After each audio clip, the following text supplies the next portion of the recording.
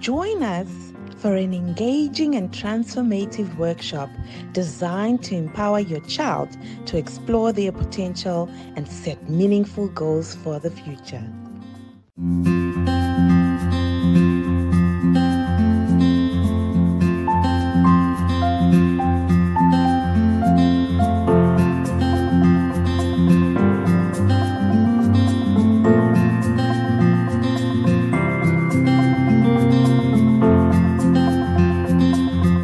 Visit our website or use the provided link to purchase your ticket.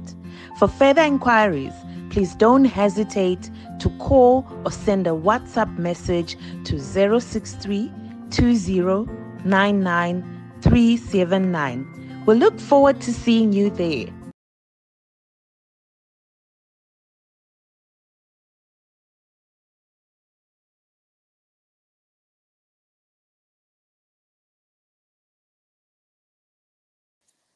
Allow me to introduce myself. I am Tinashe Mujera. I'm an author, I'm a marketplace professional, and I'm a woman of God. I am a representation of tested faith. I represent my healed wounds that left ugly scars. This is the Faith in Action podcast that has been created to help you find the journey to your true self through conversations and lessons shared.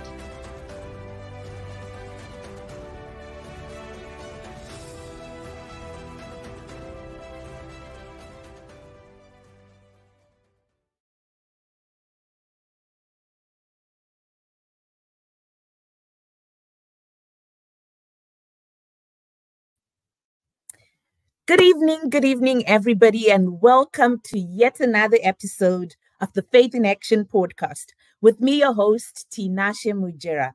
As you all know, I am a woman of faith, and I am all about empowering and transforming lives one conversation at a time. I'm really super excited about today's conversation or today's episode, where we are going to be talking all things navigating divorce, blended family life, relationships, with a guest expert.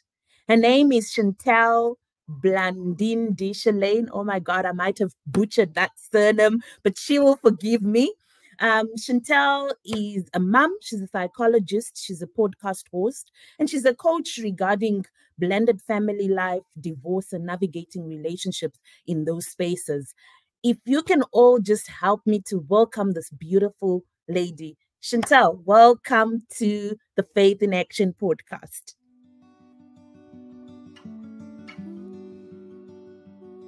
And you said that beautifully, so thank you. Did I? Good, Brandon Deshalane, thank you.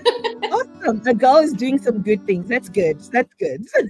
Welcome, Chantel. I'm really excited to have you on the show, friend. And thank you really again for honoring this invite. We do not take it for granted. I'm not going to introduce or say much about you because I want you to say also what you do to the people so they hear it from yourself. But Chantel is a devoted mom. She's a wife. She's an accomplished psychologist, a passionate podcaster or podcast host. And she's also a coach regarding divorce, relationships, and navigating blended families, a topic that's never spoken about. Chantel, please introduce yourself, friend. How do I introduce myself after that? That was beautiful. Thank you. I always say, first and foremost, I'm a mommy first. And I think as part of my blended family now, I'm a bonus mom. I have my stepson. And part of my journey has really been to navigate different parts of myself, different parts of who I am as a woman, different parts of who I am as a professional. For those people who know me intimately, I absolutely never stop studying. I just go, constantly challenging myself. And blending and mending was something special for me. It was something close to my heart, but it's absolutely a space to try and make a difference. And that's what I'm here for tonight. So thank you for the invitation. I feel so blessed and humbled. Amazing. I mean, I'm excited as well. And just thank you for sharing your heart with us because, I mean, you've already said something so profound, navigating myself, finding who you are in the different spaces and with the different titles that you carry. So, I mean, I'm just gonna hit it. I was reading something on your page this afternoon where you were speaking about self and finding self, and then how you got into a relationship, and you spoke something so profound about how people forget to find this person here and are looking at all the externalities, especially when it comes to divorce. You said that we often go into survival mode and forget to find us and your Yes. us. Can you just share on that already, friend? Absolutely. It's something I'm passionate about. I see it so often play out with friends around me, family, and even some of my clients, where getting to a space where you've decided that your marriage is over and that you're now going to separate, that in itself is one hell of a journey. No one wakes up and thinks, today, I no longer want to be married. There's a process in that. And there's an identity wrapped into dating, choosing to have a life partner, having a ring put on your finger, changing your surname. There's so much that goes into how you change as a woman and as an individual. And I think often what I see is when people do separate or go through a journey of divorce, they fill that time potentially overcompensating for the kids because they're so worried about how they're going to adjust, and there's a space for that. Yeah. But I see people fill that time with friends and family, everything else except themselves. And it's so important to take time to focus on who you are again, redefine who you are as an individual, figure that part of life out before you even think about navigating another relationship. Sure. That is so deep, Chantel. And I think it sets the tone of what we really want to discuss today. Because if you haven't found who you are, you are not even going to be able to navigate the divorce itself. You're not even going to navigate blended family, because then at one point or the other, you will need to get back into a relationship. You are human. You will feel lonely. You will still need another partner. So I think that self part plus the healing is a great start to this conversation. Okay, I just took you on there, but I know that we are going to touch on complexities of divorce, co-parenting, dynamics of blended family, and also just learning from your own personal journey. Please give us those tips and examples of your own journey, because I know that you've walked this journey, and you've got a lot of things that you've gained and experience and knowledge and advice that you can share with the audience today. We are also going to be speaking about legalities around these things, because oftentimes we shy away from them, yet they're actually quite real.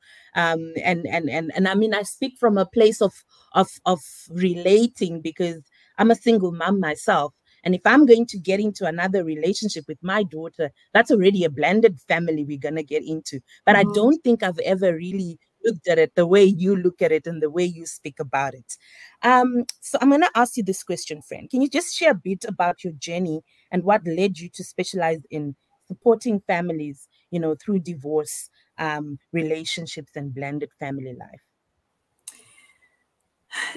It's blending and bending was born from a space of hurt. It's getting married, thinking you're going to spend the rest of your life with someone, and somewhere in that dynamic, something shifted for Mila's father, my daughter's father, and I. And as much as we still have absolute respect and admiration for each other, I always felt that there was something missing in our relationship. There was something missing from a fulfillment perspective. And I remember saying to my family at the time that I want to teach my daughter that it's okay to make the big, brave decisions to choose happiness and fulfillment for yourself. And a lot of that was shut down because you've got cultural beliefs, you've got belief systems, religious belief systems. But Chantal, you've made a commitment, you can't walk away from your marriage. But there was so much that already had happened in the background in terms of putting effort into trying to fix the marriage.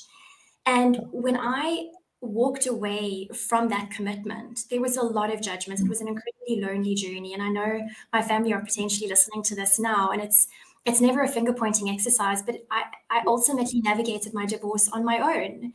And I remember thinking, who do I reach out to? Who do I talk to? Who can relate to this journey? And I didn't have anyone who could speak to that space.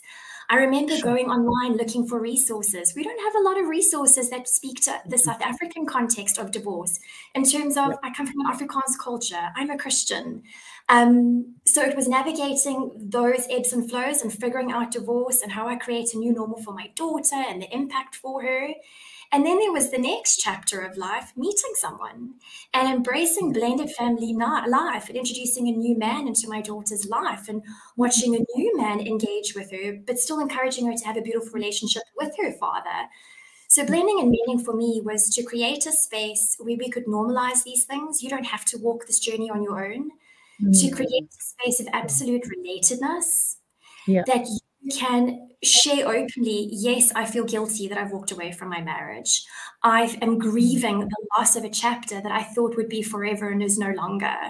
The year of first, I call it, with all the things that we lose out on with our children, because now we go into a visitation schedule. So blending and mending is a platform that provides information with regards to these things. It provides emotional support. It provides that psychological support, but importantly, the practical support. There's practical ways we can navigate this. And I wanted to put that all together in one space and be that support. Wow. Wow. Goodness. That's a whole lot. That was a mouthful. Remember you speaking to me as well in my heart, and I'm also learning here because I like I said, I'm part of this journey. It's gonna happen, and I need to know how to navigate. And I like what you say, that it was born, blending and mending was born from a place of hurt. That's deep, Chantel. That's deep. It's yeah. It's amazing how our calling, or how God just calls us into spaces, is usually from the places that we've been hurt the most. Yes. The amazing work you're doing. I mean, how I related with you, how I came across your page and I just said, oh my God, where has this been? I've never heard of anything like this. Was just so that place of hurt birthed a place of purpose. And I'm so glad you heeded to the core, friend. I want to talk about that hurt and refer to it as you know, the hurt that you spoke about, and refer to the guilt that you felt after the divorce. Did you at one stage ever think that you were the problem, or that you were not good enough? Because there's that conflict that comes with divorce. Yes, you spoke about not having support, but how did you navigate that part of, yes, I'm feeling hurt, I didn't want this to happen, I never thought this would happen, I wouldn't have gotten into it if I knew it would, because it's hurting me, but what did I do to contribute? Maybe it's me. You know, what was that journey like for you? You're the first person who has ever asked me this question, ever. So I've never actually verbalized this out loud. But yes, you look at this person that you still care about, because I didn't have an ugly divorce. I don't have a story where there was this fundamental need to get away and out of the marriage. It was a space of potentially choosing myself and wanting both of us to be happy, because we weren't making each other happy. But yes, you look at this person and you think, I've let you down. You look at this person and you think, I've let my daughter down, my child down, because I am now taking what a family unit should have been and the life we hoped we would have created. And it was my decision to leave. So that is absolutely grounded in guilt, looking at your own part to play. And I do think there's certain blind spots when you go through that process. We often think, oh, it's the other person. It's all the things they didn't do for us.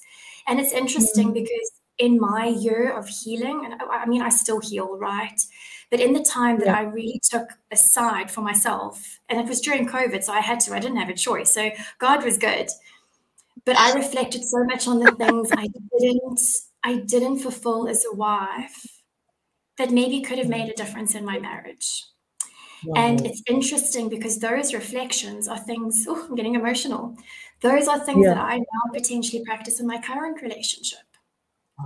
So yes, the guilt, it's interesting. I've had a podcast on this myself. I don't know if the guilt ever fully goes away, because we're so hard on ourselves as women and as mothers. We want everyone to be happy. I still want my ex-husband to be happy. I want my daughter to thrive. But Yes. yes, it was absolutely a space of the mirror moments. I still have them. Wow. Wow. Mirror moments. I still have them. I'm still healing. It's a journey. I mean, I pick up so much weight and depth in all the words that you speak. You're an intentional woman, and I love that about Thank you. you. It's really amazing. And I'm glad I'm the first to ask you that question, because I also had to navigate through that in my own journey, where I realized that I actually was flawed. So it was just not the other person. It's easy to blame. But no, no, no, no, Yes. no. Wait a minute, Tinashe. How did you contribute? Yeah. What was your part in all of this? How did you even attract this Yes. kind? There was a space and a place you were in that was not who you are today, that Yes. obviously attracted that whole dynamic. So I think a place of self reflection is a good space. And I think, even in as much as you say that, we still, always want to, be hard on ourselves. It's also important to extend grace to ourselves, because at the end of the day, all things work together. All things work together, and our journeys will never be the same. Mm-hmm. Takes me to my next question, Chantal.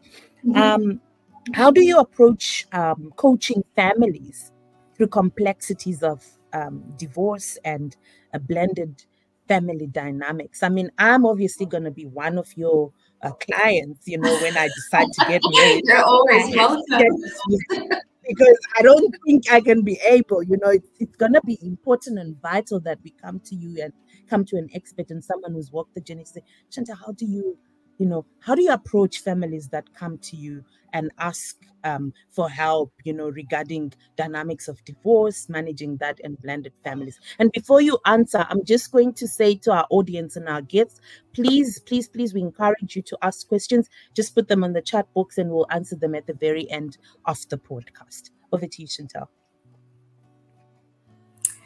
Beautiful question. So thank you. And I'm a believer that we all have a story to tell. We all come from somewhere. And when we walk into a new relationship, there are so many dynamics at play. I always say, when you get married, it's you, your partner, and your children. And that's the only family unit you need to be concerned about. When you walk into a blended family, right? It's now your new engagement with your partner. It's my child, your child. Maybe you have a child together. But then outside of that dynamic, you still have your ex-spouse and whatever family he's potentially building or she's building that feeds into your child's dynamic. And then on your new partner side, you've got his ex-wife or the We ex-husband. might have lost Chantal. Can you? Oh no. Can you still hear Chantal? Chantal, we've lost you. I am here. There we go. We had lost you a bit. We had lost Sorry you a about bit. that. Where did Oh, you there hear you up are. until I There you don't are. repeat the whole? Cool. Where did you hear up until, Tina? When you come together with your partner, somewhere there. Yeah, so ultimately, when you're stepping into a blended family, it's no longer just this little nucleus that you were used to from a previous relationship or marriage. There are so many other family dynamics that are to play or that come through to play. And your lives are now governed by the legalities of a visitation schedule or a parenting plan. It's not just, honey, are we going to plan a holiday away for the kids? It's about, let's check the schedule. I need to just double check with my ex-husband to make sure he's okay, that I take my daughter. Yeah. And your life is now built. It's a new chapter, but there are so many other people that you need to consider. So I always say that there is no blanket approach to a blended family unit. Everyone's got their own story to tell. You've got the own unit that you're wanting to create in terms of what your future chapter is going to look like. And the work that I do is really trying to understand, what do you want to achieve as a family? What are your struggles? What are your blind spots? What are the triggers that's currently affecting you to thrive as the unit you know you want to be and can be? And then it's about leaning into that vulnerability, Tina. It's about having the hard conversations. It's about holding up the mirror. But importantly, it's about giving practical techniques and coping strategies once we've identified what they're wanting to achieve, once we've identified what goals they have, and what's potentially hindering them from achieving that. I always say to any of my clients, this is a journey and it's one step at a time. It's not a situation of, oh, let's go to Chantal, magic wand, and we're good to go for the next 10 to 15, 20 years. There are new dynamics that pop up as you navigate this, as the kids get older. There's certain things that might come through between you and your new partner, changes with your ex and dynamics that they might influence your dynamic. So it's about, again, walking the journey with grace. It's about walking the journey with open eyes and asking for support and leaning into that as much as possible. It's one day at a time. Wow. Wow. I absolutely, absolutely love that. And thank you for that beautiful response, Chantal. You talk about what do you want to achieve as a family? That's deep, because oftentimes people come into relationships or come together and we are just together. We want to enjoy ourselves, but we forget the so what, then what is the end goal? What is the vision? What is okay, two people have come together. For what purpose have they come together? And I think you're onto something there. Do you want to share? Because I'm sure there are people that are listening here right now and they're like, okay, what do we want to achieve? But they actually don't even understand what that means or where to start in terms of what is the vision? What is the goal? What does that mean deeper than just saying, what do we want to achieve? Because some can say we just want to be happy. It's not as just easy as saying we want to be happy. Do you want to just touch a little bit on that, please, friend? I always think going into a new relationship, and we reflected on the mirror moments and the lessons learned, what partner do I want to be in this new dynamic? I also think that there's new roles that come to play. So I have my daughter and she's 7. And when I met my current partner and things became serious between the two of us, I became a stepmom to a little boy, and I had to get to know this little guy I missed 5-6 years of his life, right? Now it's like, Chantal, he doesn't like butter in his bread, but he does like the crusts. Mila doesn't like the crusts, but she likes the butter. So it's about taking a step back in terms of, what is the role that I want to play as a woman in my household? How do I want to show up for my partner? What do I need from them in return? If I am going to be a step parent, what are the expectations with regards to that? And you need to flesh that out, because the role of responsibility now starts to shift. Do I play a role in discipline and parenting? Do I pass that back to the biological parent?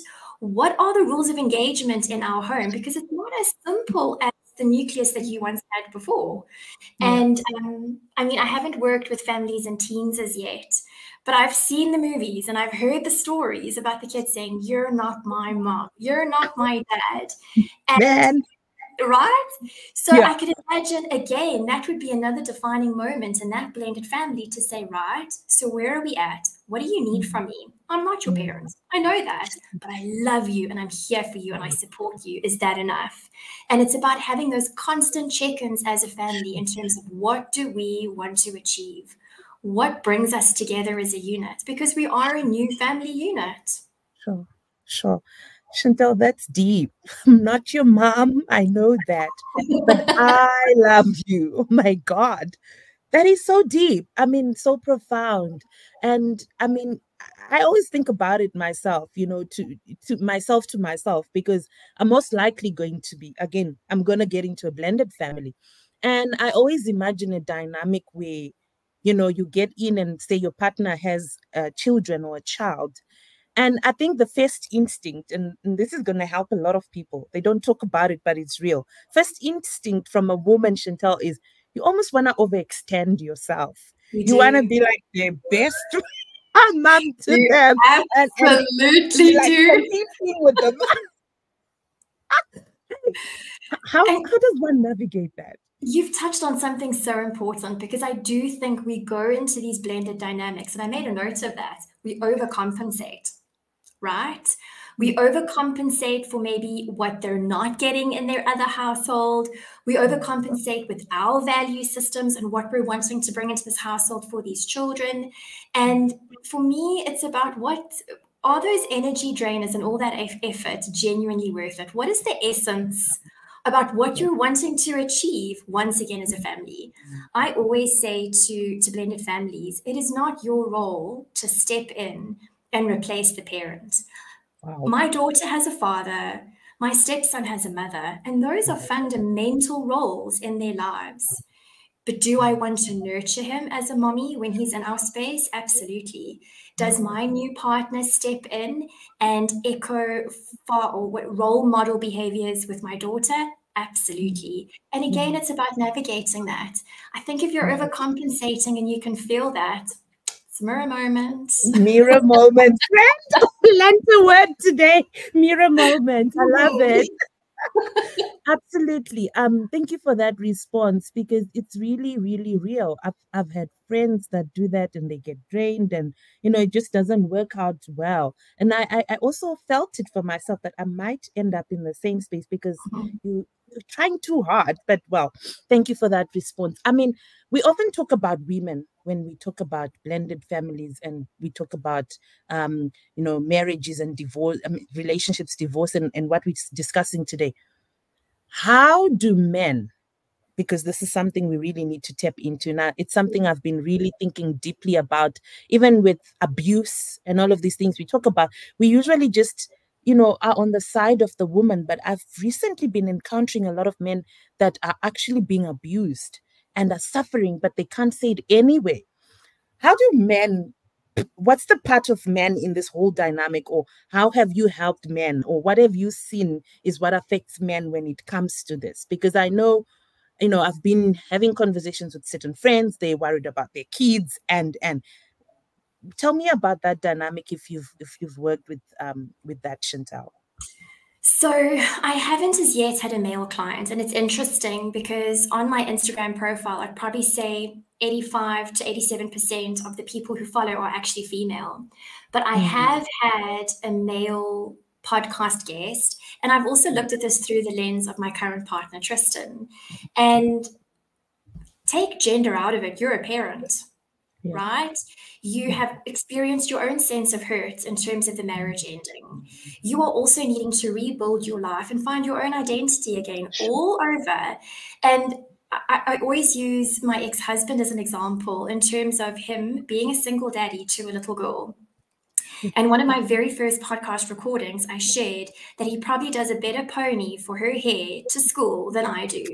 And he stepped into this space of absolutely being her hero. And I love that you asked this question, because I don't think fathers get enough credit.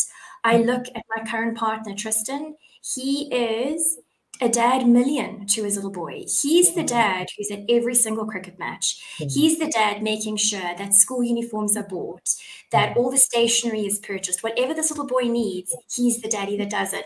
He even irons on the labels onto his school uniform in the beginning of every year. Wow. I sit, ironing board comes out, the wax paper comes out.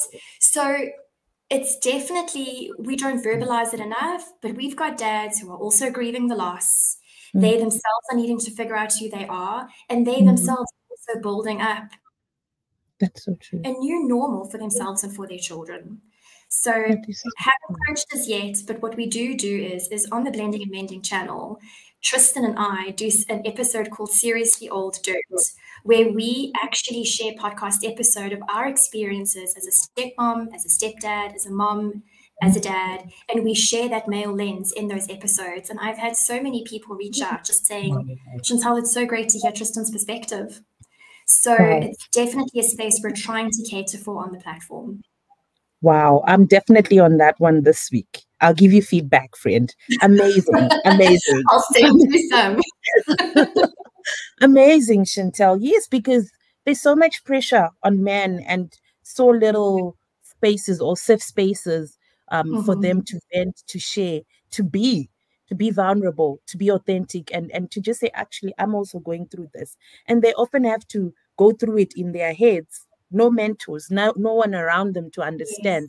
Yes. It's quite a sad situation. I'm so glad you guys touched on that, and there's an episode. So for all the listeners, everybody who's a male and listening to this conversation, really, if you want insights on how to navigate through this, please, we will share that link to that podcast, and you can hear at least Tristan's story and at least what Chantel has shared with us. Now, again, questions at the end, please pop them in the chat box. We're going to tackle questions. Going on to my next question, time is literally just moving. I think we've already touched on some of the common challenges that, families, navigate through divorce. So I'm going to go into stigma and just normalization. You mentioned normalizing stigmas around divorce and when we started the podcast. How do you work towards this normalization, and why is it important for both parents and also for children? I mean, before you answer, Chantel, I was listening to this guy on your page, and he was talking about how divorce and co-parenting does not ruin children. I mean, I'm still trying to digest that because I listened to it this evening. Just, what did he say?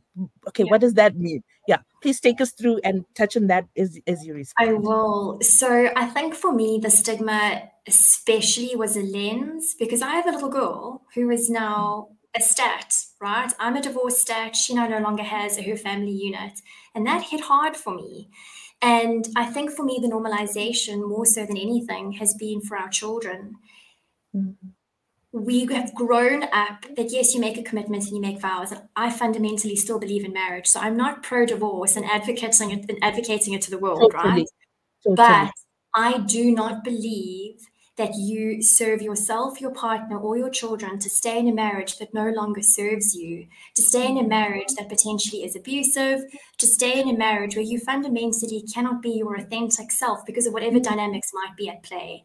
Sure. And for me, it was creating a normal that Mila might have a mommy that lives in this house and a daddy that lives in this house, but she still has a family who loves her. And that is her normal. It might look different to the child sitting next to her who's got a mommy and a daddy and a cat and a dog and a house and this beautiful white fence, but her family still adore her and love her. The other stigmas is that co-parenting relationships cannot be civil. And I actually did a post on this yesterday, that it can be a healthy relationship. Yeah. It's about mindset and how you put your children in the center.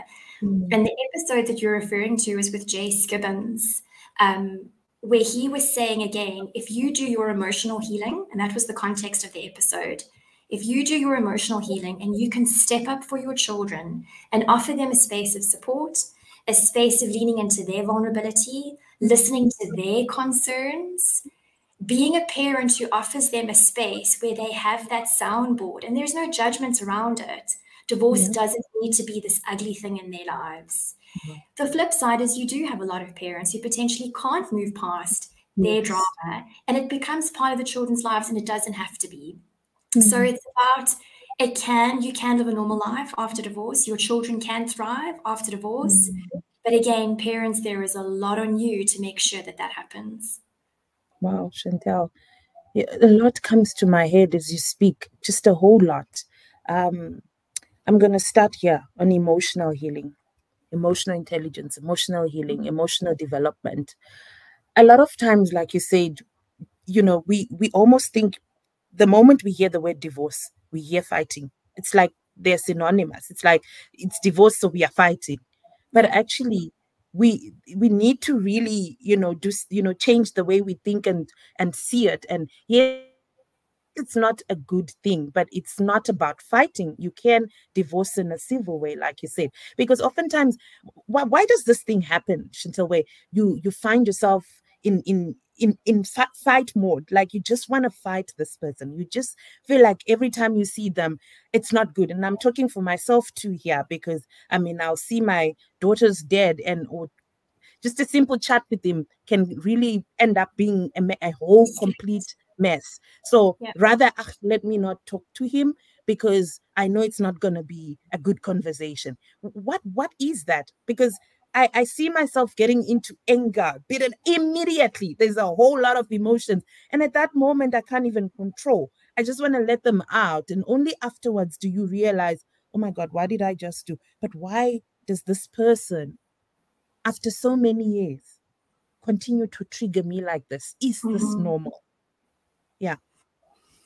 So it's interesting. I want to go back to the first comment in terms of fighting. I think you might even have situations where there is big blowouts. And I do think fighting to a certain degree is healthy in a relationship, right? You need to be passionate about your partner. You need to be able to have the big conversations, put it on the table, rip it apart, and love each other 20 minutes after.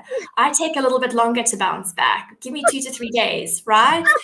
But there's a space and a time for that. But I think what happens is the psychological context around triggers, and you're familiar with this too, is that there is potentially healing in you that needs to happen in order for you to move past that trigger for it not to have the effect on you.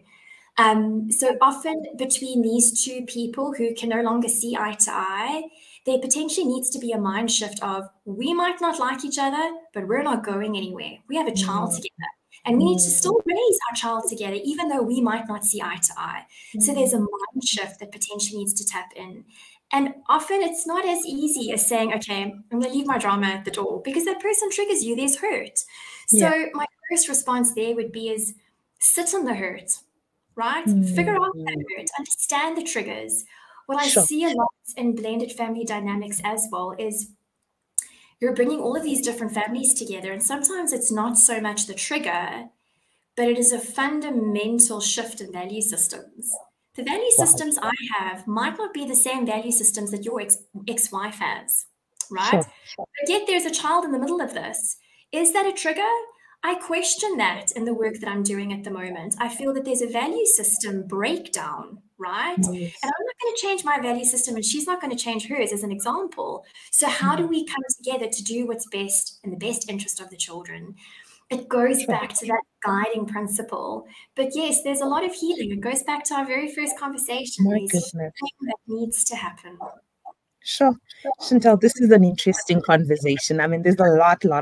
I mean, oh, thanks, friend. Thank you for just tackling these questions so well. Like, you're doing a great job. I love it. I'm loving this.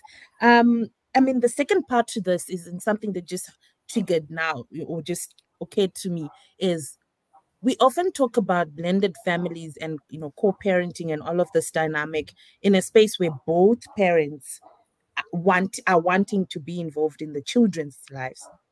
What happens in a place and a space, because where one parent is totally divorced even from the child?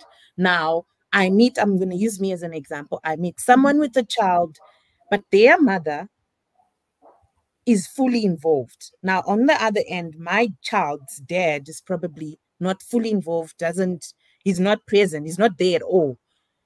What effect does that have? Because this one will go see their mother, this one stays at home all the time, this one will come back home with certain things. There's different conversations that will happen, I'm sure, between the two, but also with the parents themselves. Like, does then my partner have to almost overcome?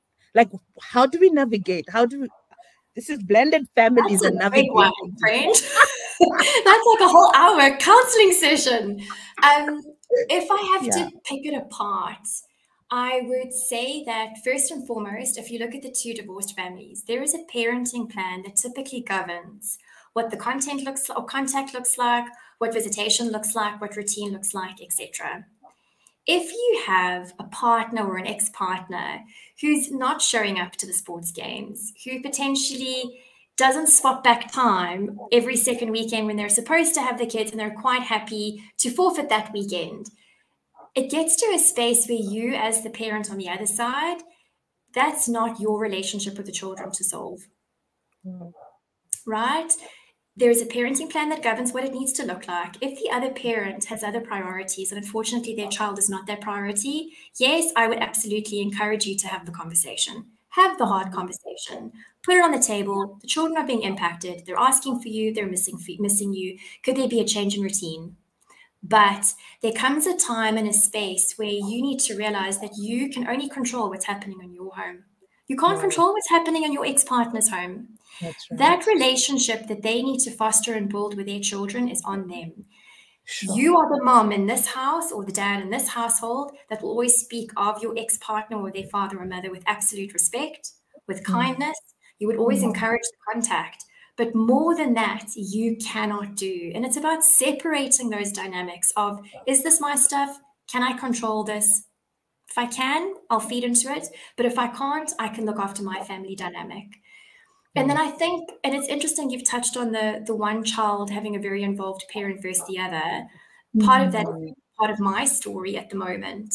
But it's about, again, controlling what's in your life, what's happening in your home. When the children are there, you shower them with love. You have your own routine. Don't let all the external circumstances affect your dynamic. Wow.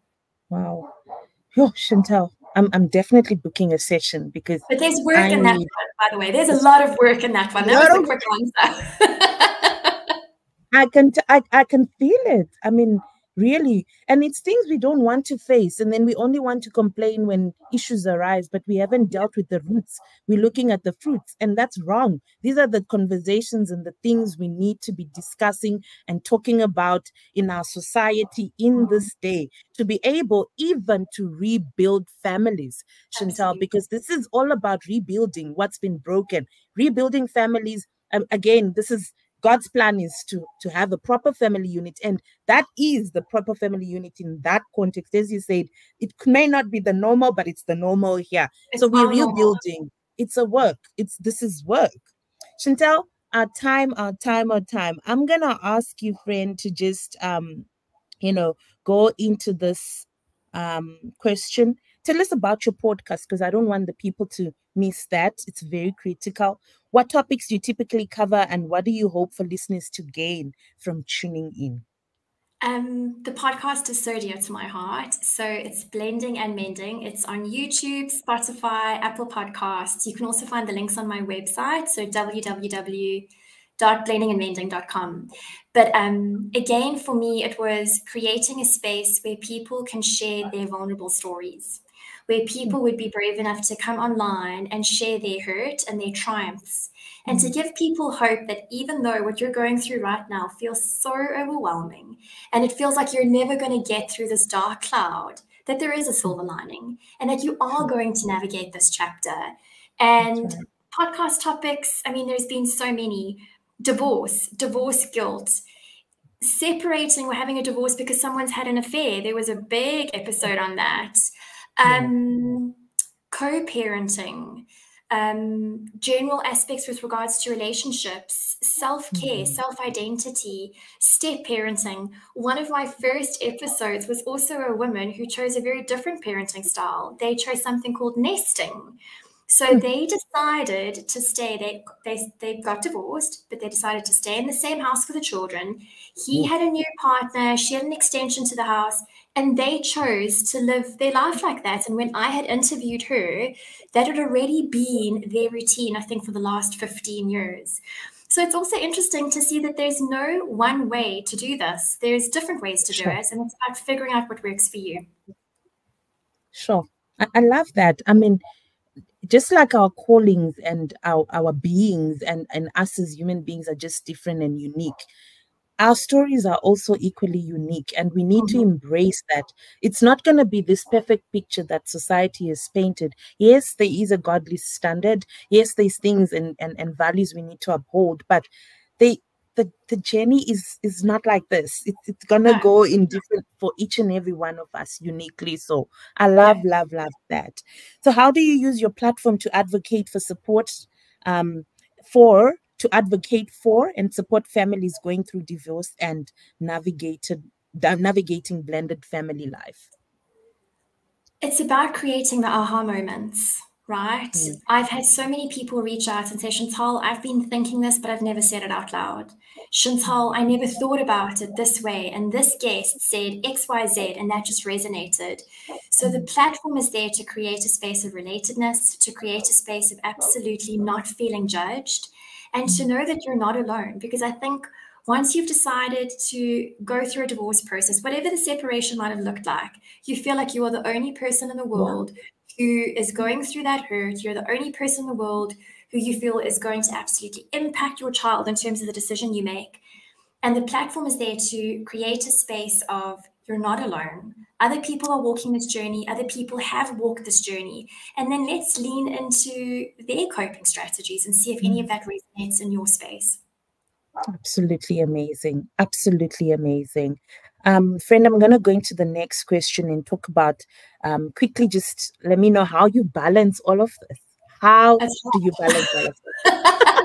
Being a mom, It is hard. being a psychologist, being a podcast host, coaching, co-parenting. Oh my goodness. How do you do it, Chantel? So I feel a lot of this gives me energy, right? There's something about it like this. This is energy, right? But as I've gotten older, Tina, I have become incredibly boundaried with my time. And no is a full sentence for me. And I'm not the person who feels like I need to say no and explain. So if I've had a hard week and it's been a lot of after hours work with blending and mending, I would say to Tristan, you know what, let's just stay home this weekend, or let's do a quick little family lunch. I just need to re-energize at home. Or the family goes out and I stay home, whatever the balance might look like. But it's about filling your time with the things that you love, finding your balance, and no is a full sentence. I live by that. Oh, thank you for teaching me. I don't need to say no because I'm there. I'm actually on that journey. I'm there, Chantel, where I'm learning no, and without having to explain myself further. Yeah. Because you often feel like you owe. No, you don't. And You need no, to fill sorry, I'm your not own gonna cup. be able. And I've seen a lot of, backlash from friends, family. People don't like it when you suddenly say, but no, I'm not gonna do this, or no, this is not me. You know, so Yeah. so thank you. At least I'm not alone in this journey. And I think for everybody or anyone listening who's struggling with boundaries, you've heard it for yourself. No is a full sentence. You need to fill your time with what serves you.